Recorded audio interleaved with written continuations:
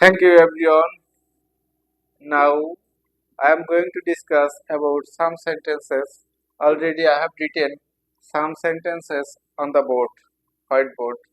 Actually, we should practice speaking daily. Okay, let's start. দেখো বোর্ডে কিছু সেন্টেন্স লিখছি যে সে আমার থেকে লম্বা। এখন দেখো যে সে আমার থেকে লম্বা। এই জায়গার সাবজেক্টটা হচ্ছে কি?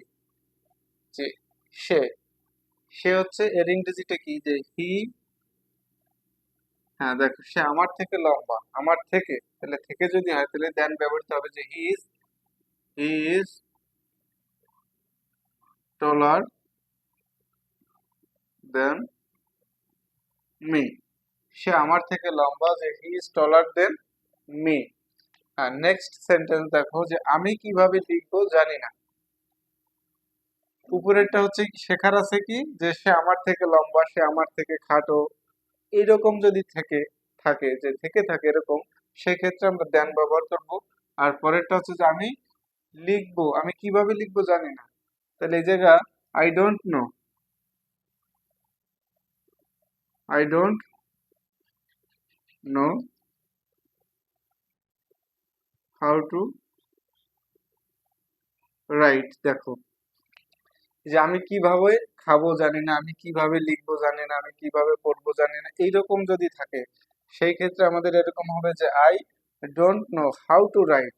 এটা হচ্ছে লেখার ক্ষেত্রে। আমি যদি এখানে লিখতাম যে আমি কিভাবে পড়বো জানি না, তাহলে এখানে হতো যে I don't know how to right, sorry how to read. বুঝতে পারছো? পরেরটা দেখো যে আমি কাজটি করতে অভ্যস্ত। এর ইংরেজিটা হবে যে I am use two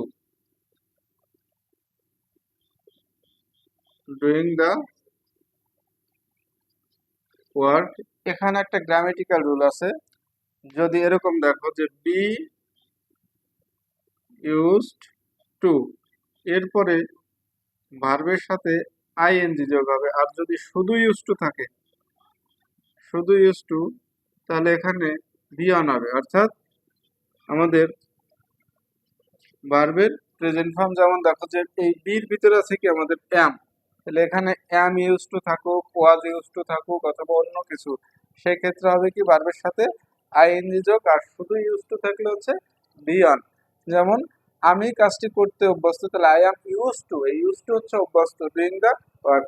thank you everyone.